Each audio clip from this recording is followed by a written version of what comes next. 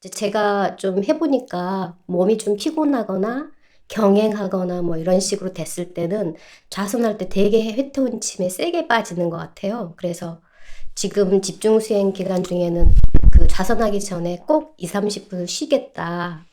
잠을 안 자더라도 쉬었다 가겠다. 이런 자세로 좀 하고 있는데요. 그렇게 하면은 조금 더 해태운침에 덜 빠지는 것 같고 더 맑은 것 같긴 한데요. 이런 태도로 좀 좌선하는 그것도 게 나쁘지 않습니다. 왜냐하면 사실 자선하러 가기 전에는 최고의 컨디션으로 가는 게 그 앉아있는 시간을 되게 효과적으로 보낼 수 있어요. 그러니까 이제 쉰다고 해서 수행을 아예 안 하는 게 아니잖아요. 좀 편안한 자세로 이래 누워서도 이래 숨을 좀 보면서 알아차리면서 누워 있을 네. 수도 있고. 그래서 사실 이게 이제 수행하는 것이 마음을 케어하는 거지만 실제 자기 몸도 되게 그 수행하기 좋은 몸 상태를 계속 유지해 나가는 것도 수행에 굉장히 중요한 노하우예요. 그것도 이제 본인이 잘 알아야 돼요. 내가 내 체력이 어느 정도 수준인가를 생각해가지고 내가 한 10시간 정도, 아니, 10시간이 아니라 한 대여섯 시간은 충분히 내가 깨어있는 상태로 수행할 수 있겠다. 그러면 그 시간에 집중하고 나머지 시간은 뭐 걷기 수행을 하거나 좀 다른 방법으로 수행을 이어가는 걸로 좀 세팅을 하고. 그러니까 자기 조건에 맞는 수행 그거를 만들고요. 내가 또 어쩌다가 되게 몸이 피곤하잖아요. 그러면 그 피곤할 때는 그러면 어떤 식으로 수행을 끌고 나가야 되는지. 이런 것들이 이제 다양한 이제 상황에서 내 수행을 끌고 나갈 수 있는 그런 노하우들을 좀 쌓아 나가야 되는 거죠. 네. 근데 이제 제가 사실 좌선을 9월부터 해가지고 어제까지 했는데요.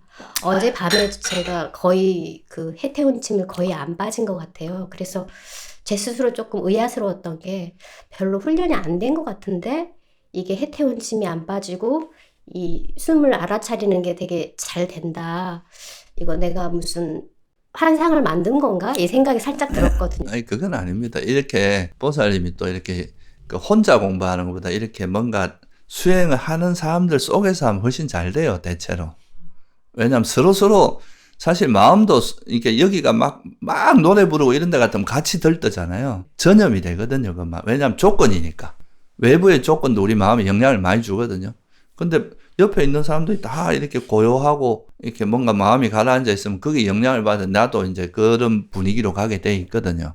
그래서 그런 경험들이 체크를 할 때 이게 잘못됐는지 안 됐는지 알 수 있는 거는 일단 호흡을 내가 안 놓치고 있는지.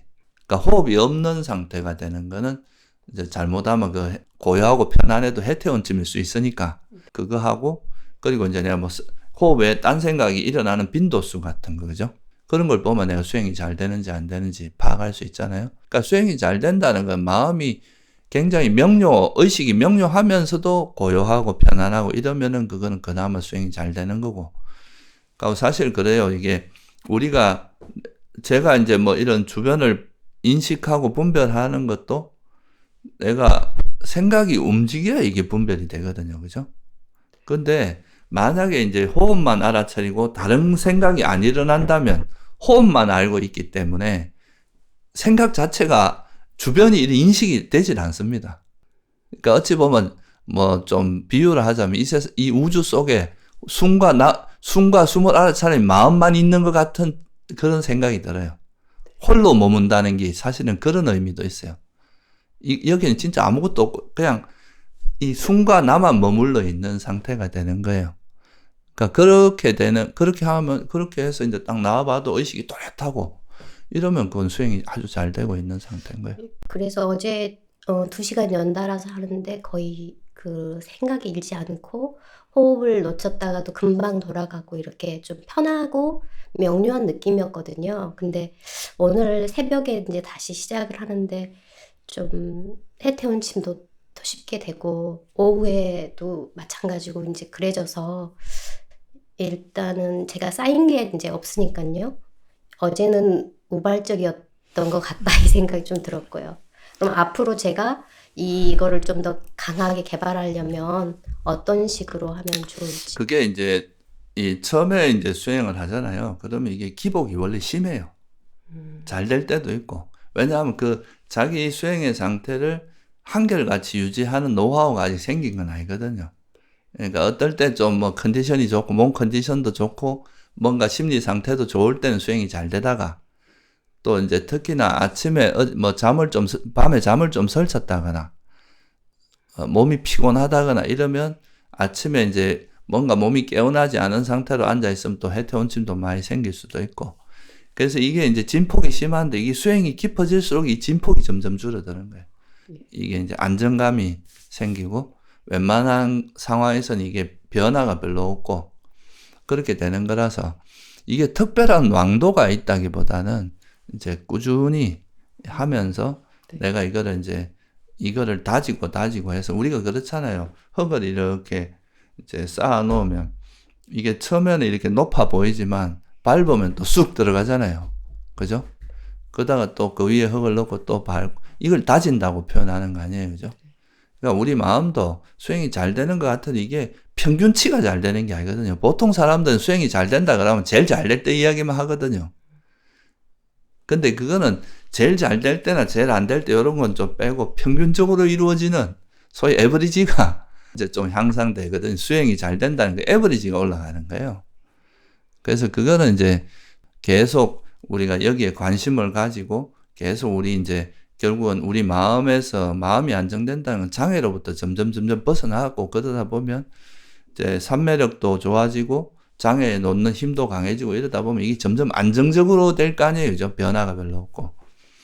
그래서 그건 좀 꾸준히 노력하고 관심을 가지고 좀 꾸준히 내가 하루에 수행하는 시간을 좀 지속적으로 하다 말고 이러면은 그 수행이 금방 떨어지거든요.